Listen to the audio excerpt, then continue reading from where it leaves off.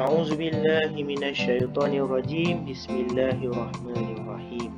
Assalamualaikum warahmatullahi wabarakatuh dan selamat sejahtera. Pada hari ini, cikgu ingin kongsikan ulang kaji penulisan pendahuluan karangan bahagian B Bahasa Melayu Kertas 1 SPM KSSM. Dan penghasilan pendahuluan karangan bahagian B ini akan menggunakan formula ini ialah corak larian harimau Afrika. Jadi apakah komponen yang terkandung di sebalik formula ini? Baik, komponen pertama, ini mewakili isu. Manakala ialah mewakili impak, sama ada impak positif atau negatif bagi isu tersebut. Komponen ketiga ialah corak yang mewakili contoh bagi impak. Dan ketika menulis contoh bagi impak, diharapkan pelajar tidak menggunakan frasa sebagai contohnya ataupun perkataan contohnya dan tamsilnya, sebab kesemuanya itu digunakan untuk menulis ayat contoh dalam perenggan isi. Komponen berikutnya, larian mewakili langkah umum ataupun cadangan yang diberikan oleh para pelajar bersesuaian dengan isu bagi karangan ini. Dan harapan pula, harimau mewakili harapan, iaitu harapan apabila langkah umum tersebut ataupun cadangan tersebut dilaksanakan, manakala Afrika mewakili ayat arah. Jadi inilah 6 komponen yang perlu ada dalam pendahuluan karangan bahagian B para pelajar.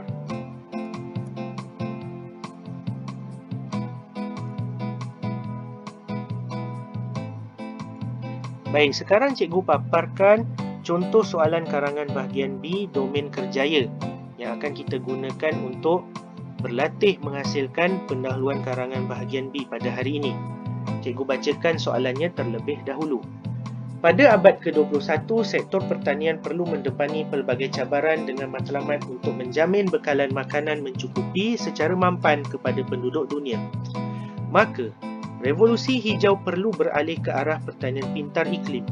Pertanian hari ini perlu mengekalkan kesihatan ekosistem, memperbaik kemerosotan tanah dan pada masa yang sama mengatasi masalah pencemaran alam sekitar daripada penggunaan agrokimia dalam pertanian moden. Sumber dipetik dan diubah sesuai daripada Berita Harian 6 Ogos 2022. Sektor pertanian sememangnya penyumbang ekonomi yang penting bagi Malaysia. Namun terdapat cabaran yang perlu dihadapi oleh petani yang bergiat aktif dalam sektor ini. Jelaskan. Baiklah, sekarang kita akan berlatih menulis pendahuluan karangan bahagian B menggunakan soalan ini, dan pendahuluan kita seharusnya mampu memberikan gambaran kepada pemeriksa bahawa kita akan menulis karangan berkaitan cabaran yang perlu dihadapi oleh para petani dalam bidang ini, dan pada masa yang sama pendahuluan kita seharusnya mampu juga memberikan gambaran kepada pemeriksa tentang isu dan tema yang berkaitan dengan karangan ini, iaitu pertanian. Baik, mari kita merangka pendahuluan karangan kita pada hari ini. Yang sedang cikgu paparkan ini ialah idea kasar untuk dijadikan pengisian rangka karangan kita pada hari ini. Sekiranya para pelajar mempunyai idea yang lain, para pelajar boleh menghasilkan pendahuluan karangan bahagian B yang lebih baik. Baik, untuk komponen isu, cikgu ketengahkan idea. Dalam era moden ini, pertanian kurang diberikan tumpuan dan banyak cabaran. Itu idea kasarnya. Hal ini akan memberikan impak yang negatif. Dan apa contoh impak itu? Sumber ekonomi yang disia-siakan. Dan langkah umumnya ialah semua pihak bekerjasama mengatasi masalah ini dengan harapan sektor ini kembali menjadi tumpuan masyarakat dan manfaatnya boleh dinikmati bersama-sama. Kehendak soalan ataupun ayat arah, persoalannya kini apakah cabaran yang dihadapi oleh petani. Jadi ini ialah 6 komponen dengan idea kasar dan cikgu akan cantumkan menjadi pendahuluan yang lengkap sebentar lagi. Baiklah, ini ialah pendahuluan pertama berkaitan dengan soalan karangan pada hari ini. Anggarannya ialah 79 patah perkataan.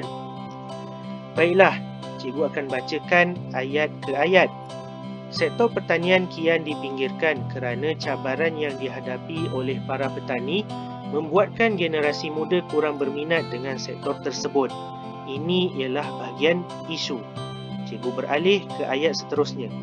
Senario ini menimbulkan pelbagai implikasi negatif kerana bidang yang sudah sekian lama menjadi cerucuk pembangunan negara tidak dimanfaatkan sepenuhnya. Jadi ini ialah komponen kedua dan ketiga, iaitu impak bagi isu dan contoh impak. Baiklah, seterusnya. Oleh itu, semua pihak seharusnya menangani kemelut ini agar halangan tersebut dapat ditempuh dengan baik dan kelestarian sektor pertanian sebagai pemacu ekonomi Malaysia akan terus terjamin. Ini ialah komponen cadangan dan harapan. Ayat terakhir, persoalannya kini, apakah cabaran-cabaran yang dihadapi oleh mereka yang bergelar petani pada era modernisasi ini? Jadi inilah contoh pendahuluan yang pertama menggunakan formula yang cikgu ajarkan. Baiklah, kita beralih kepada pendahuluan yang kedua.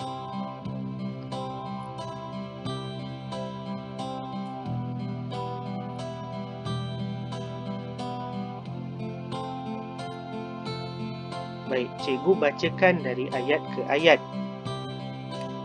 Dalam menerjah arus pemodenan, para petani yang bergiat dalam sektor pertanian menghadapi pelbagai cabaran.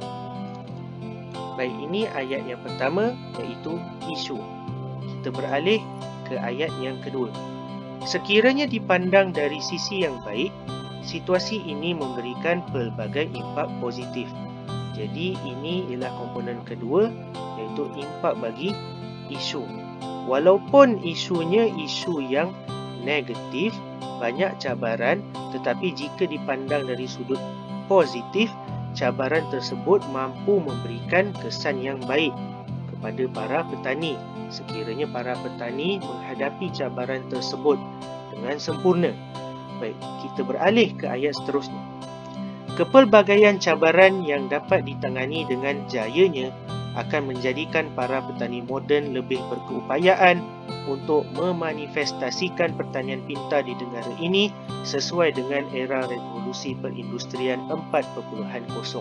Jadi ini ialah contoh bagi impak tersebut apabila dihadapi dengan baik, maka akan menghasilkan kesan yang positif. Baik, cikgu bacakan ayat yang seterusnya. Oleh itu, pihak kerajaan sewajarnya memainkan peranan untuk terus membantu petani-petani agar cabaran yang terbentang luas tidak menjejaskan kehidupan mereka. Ini ialah cadangan dan harapan. Baik, ayat terakhir. Persoalannya, apakah cabaran-cabaran yang dihadapi oleh para petani? Ini ialah kehendak soalan. Jadi, ini ialah contoh pendahuluan yang kedua yang cikgu hasilkan menggunakan idea kasar dengan formula pendahuluan sebentar tadi. Baik, kita akan beralih ke paparan yang seterusnya.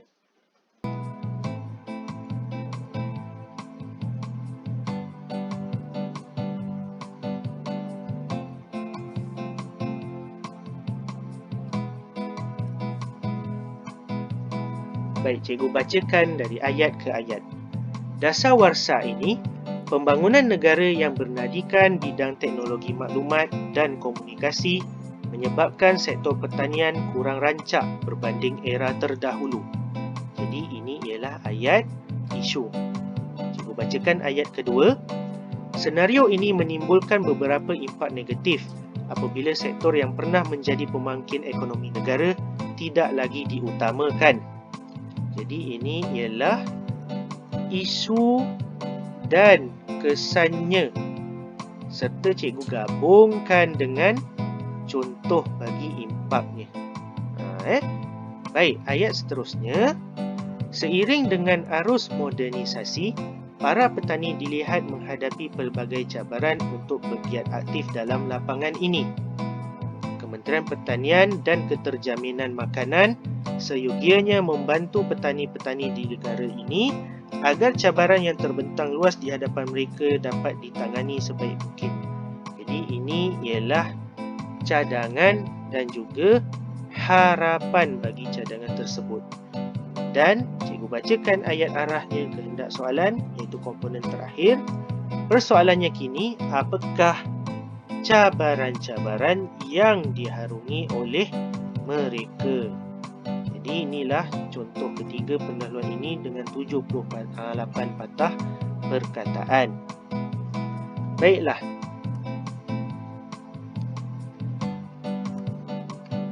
Sekian sahaja daripada cikgu untuk kali ini. Cikgu harap dengan perkongsian ulang kaji ini, para pelajar akan terus berlatih untuk menghasilkan pendahuluan karangan bahagian B yang baik, dan jangan lupa untuk merujuk guru bahasa Melayu masing-masing supaya kemahiran para pelajar dapat ditingkatkan. Jangan lupa untuk mengikuti YouTube Cikgu Akapela dan kongsikan saluran ini agar menjadi manfaat untuk semua. Sekian sahaja daripada cikgu. Wabillahi taufiq wal hidayah. Assalamualaikum warahmatullahi wabarakatuh.